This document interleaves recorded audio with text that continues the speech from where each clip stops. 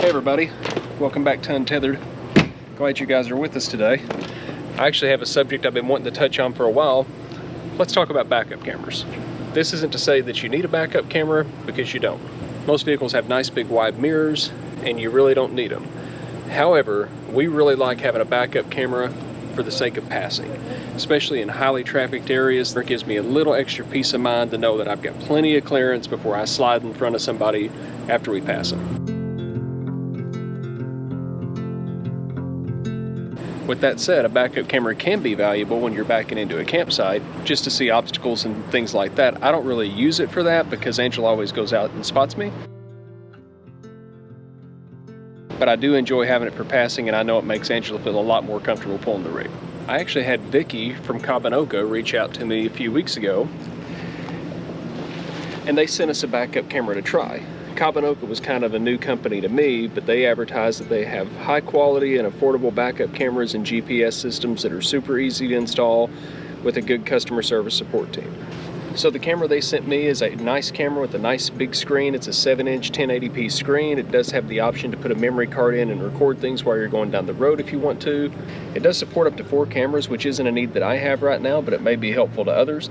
And what's really attractive about it is it has a very good price point at about 140 bucks.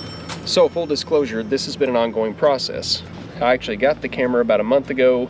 It was sent to me. I had to have it forwarded through escapees here, there, and back and forth. So nothing really goes quick with us out on the highway. Now our Grand Design Reflection is 36 foot long, and when you add our truck to that, we got a long distance between the camera on the back and the camera in the truck. So I wanted to make sure that we got it all installed and the camera worked before I brought it to your attention. So let's unbox this thing and jump into the install. This screen is massive. This is a huge 7-inch screen. For comparison, this is our Furrion camera. Now, they do make bigger screens than this. I just opted for the smaller one, thinking I'd keep a little less clutter on my dash, but I'm definitely excited to try one with a bigger screen.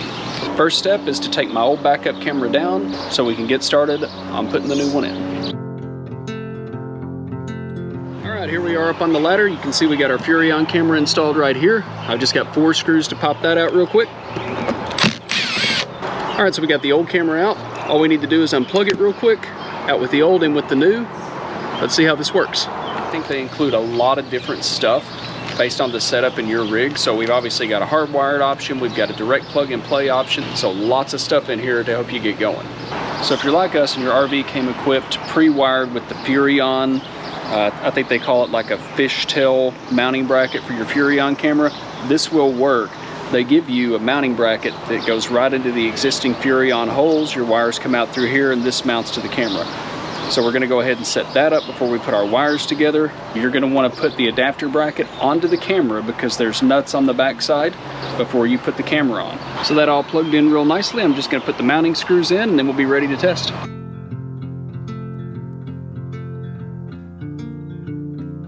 Make sure that if they have an adapter in there that you can use, that you use it.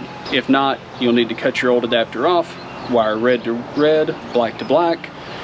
Easy peasy. If you don't currently have a backup camera on your trailer, you're gonna need to tap into the hot wire off of one of your running lights to power this thing. Just make sure if you're drilling holes into the camper, if you're taking screws out or in, make sure to silicone around everything. You don't want to create a water leak while you're trying to upgrade your rig. One thing to remember, and I know this applies to Ford trucks, not sure what it does to other brands, we actually have to run down the highway with our headlights manually turned on. That turns all of our running lights on, which powers the camera.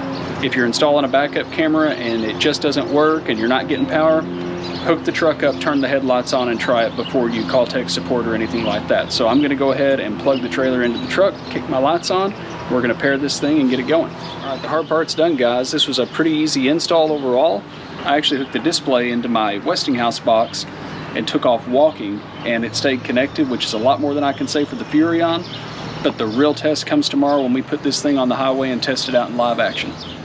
Okay, so the last time I left you guys, we had just got the new camera from Kobanoica installed. We had it all set up and it was definitely working when we were sitting still. However, when we started driving down the highway to test it, it had quite a bit of lag, probably due to the length of our rig. So I reached out to Kobanoica, kind of explained to them what's going on, and they mailed me a little repeater Nice and easy, just unscrew the antenna on the top of the camera, screw on the repeater, secure it to the roof, and that should solve our issue. So I'm gonna go ahead and put that on today. We're leaving Sunday, headed to Watkins Glen, New York. Got about a 5-hour drive there, so that'll be a great opportunity to test it. I'm gonna do a temporary install of the antenna itself, just using a little bit of a Turnabond tape to hold the wire in place and keep it in motion. Forgive my hack job. Let's test it out before we make it permanent. When we originally got this trailer, it came with the Lippert one control backup camera, which I used once and tossed it. Problem with that one was you got a camera on the back, everything runs through your phone, and it had so much lag that as soon as I started moving, the whole screen just kind of froze. So I knew that wasn't going to be a viable option. I ended up going with the Furrion backup camera with the very small screen. It works fine. The problem is it's got a small screen, the visibility is not all that great, the coloring isn't really good, and it does have some lag, especially in heavy trafficked areas. So how did the Kobanoica camera do? It had some pretty bad lag on the front of it, so I reached back out to Vicky at Kobanoica. No problem, she sent me a repeater that actually hooks to the back of the camera, as you see it in the video, and goes all the way up to the back air conditioner, shortens that distance between the camera and the monitor, and it works a whole lot better.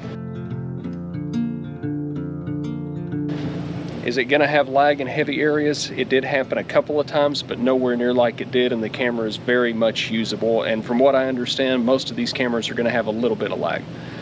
What I really like is that big screen. I can set it right in the center dash in the little tray of my truck, and I've got a lot better visibility, and the camera itself is a lot more usable than my Furrion. So is this the camera for you? I don't know. A lot of it's gonna depend on what you want to use it for.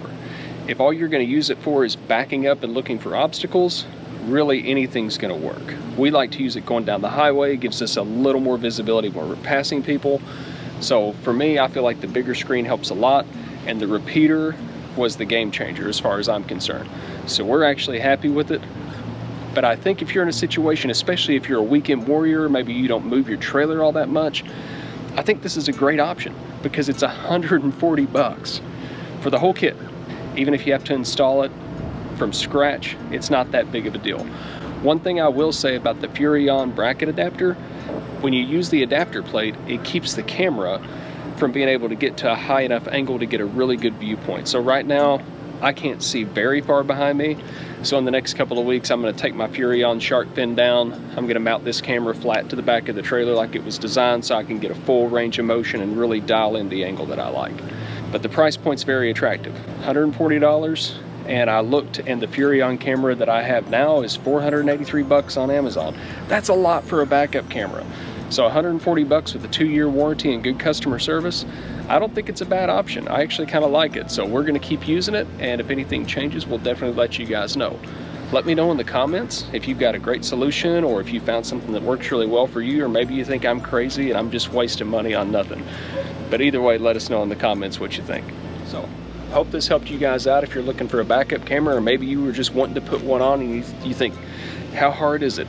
It's not that hard. Pretty much anybody can do it. I think you could probably do it in your sleep. So I'm gonna put an Amazon link in the description for this camera. Very good price point. I actually looked again a minute ago to check the price, and I think they've got a coupon on right now from Amazon where you can save a little bit more money. I'll also drop a link into the Kobanoica website so you can check out their full line of products, see if there's anything of interest to you. Aside from that, we're gonna close this one out. Thank you all for hanging out with me today. See you guys on the next video.